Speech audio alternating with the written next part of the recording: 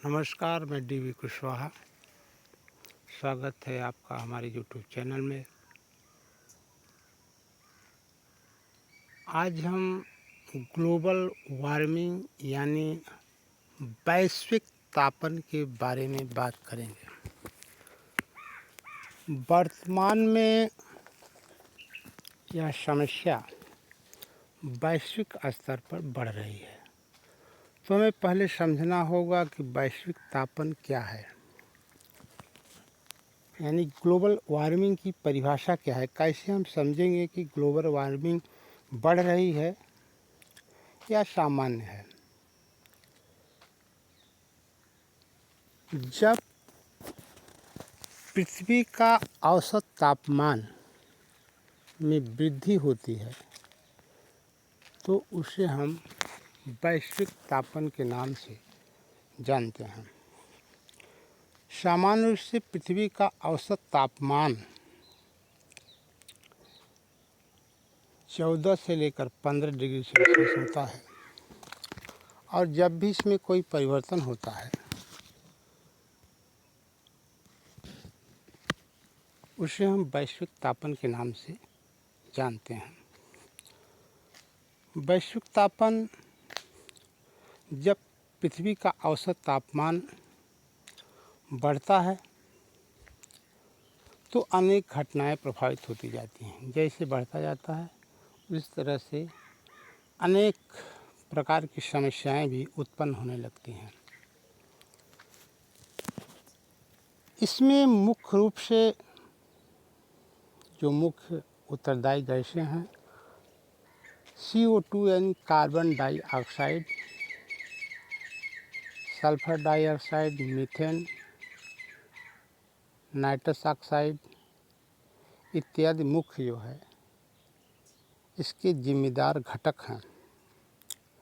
वैश्विक तापन या जलवायु परिवर्तन या क्लाइमेट चेंज जिसे हम कहते हैं, अन्य शब्दों में हरित गृह प्रभाव, ग्रीन हाउस इफेक्ट जिसे कहते हैं, सारे इसी दायरे में आते हैं। एक ही मिलते जुलते शब्दावली से संबंधित हैं। आइए हम समझते हैं कि हरित गृह प्रभाव क्या है, जो ग्लोबल वार्मिंग का ही पर्याय है। खासतर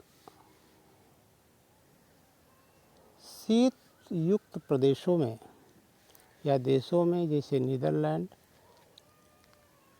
ध्रुवीय प्रदेश में जो देश हैं वहाँ पर सूर्य का ताप कम मिलता है, तो एक विशेष प्रकार की शीशे का प्रयोग करते हैं, जिसकी विशेषता ये होती है कि सूर्य से मिलने वाले ताप या किरणें तो प्रवेश कर जाती हैं लेकिन उससे बाहर नहीं निकल पाती। तो उस विशेष एरिया में जहाँ शीशे का घेरा है उसको तापमान को बनाए रखती हैं। ठीक उसी प्रकार से पृथ्वी में जो नाइट्रस ऑक्साइड है, कार्बन डाइऑक्साइड है, सल्फर डाइऑक्साइड है, वो शीशे की तरह कर लें एक परत बनाए हैं। सूर्य की किरणें जो पृथ्वी पर आती हैं और फिर जो वापस जाना चाहती हैं या वापस जाती हैं तो उस अनुपात में नहीं जा पाती जिस अनुपात में आई थी। तो जो किरणें नहीं जा पाती वे पृथ्वी के तापमान में वृद्धि कर देती हैं, और न जाने के कारण ये नाइट्रस, सल्फर, मीथेन इत्यादि के आवरण का होना है। यानी वैश्विक तापन के लिए मुख्य जो जिम्मेदार गैसें होती हैं वो ये 3-4 मुख्य गैसें हैं। उसमें सबसे ज़्यादा जो जिम्मेदार गैस है वो कार्बन डाइऑक्साइड है। विश्व में सबसे ज़्यादा कार्बन डाई का उत्सर्जन करने वाला देश चीन है, जो पूरे विश्व का 30% कार्बन डाइऑक्साइड का उत्पादन करता है।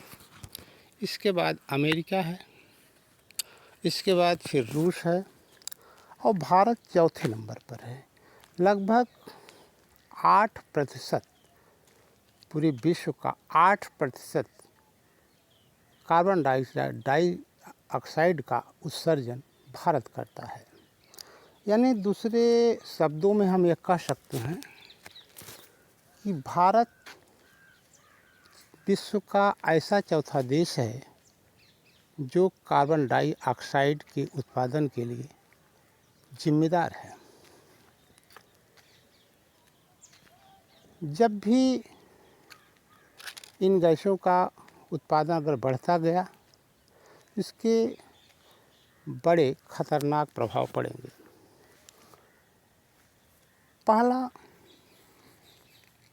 प्रभाव जो पड़ता है, जब वैश्विक तापन होगा तो हिमनद पिघलेंगे, जिससे नदियों में बाढ़ आएगी और समुद्र में जाएगा जब नदी का जल, तो समुद्र भी ऊपर आएगा। परिणाम स्वरूप जो जलीय महाद्वीप हैं वे डूब सकते हैं या डूब जाएंगे, जिसे भविष्य में मालदीव, श्रीलंका या भारत में मुंबई जैसे, कलकत्ता जैसे शहर कल के कब्रगाह माने जाते हैं। तो इस पर नियंत्रण करना बहुत ज़रूरी है। इसके लिए अंतर्राष्ट्रीय स्तर पर प्रयास किया जाना चाहिए, देश स्तर पर करना चाहिए और व्यक्ति स्तर पर भी इसका प्रयास होना चाहिए। अंतर्राष्ट्रीय स्तर पर इसका पहला प्रयास 1972 में स्टॉकहोम सम्मेलन से शुरू होता है।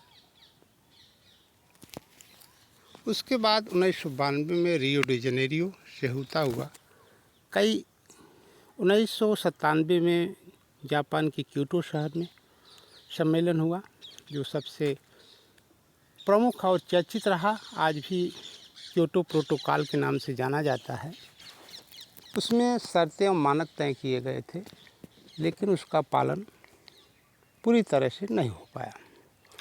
उसका मूल कारण ये भी था कि अमेरिका को उससे अलग हो जाने का मुख्य रीज़न रहा, जिसके कारण हम अपनी उस उपलब्धि को या उस उपलब्धि तक नहीं पहुंच पाए। भारतीय स्तर पर भी प्रयास किए जा रहे हैं। जो दो धंधों में सबसे ज़्यादा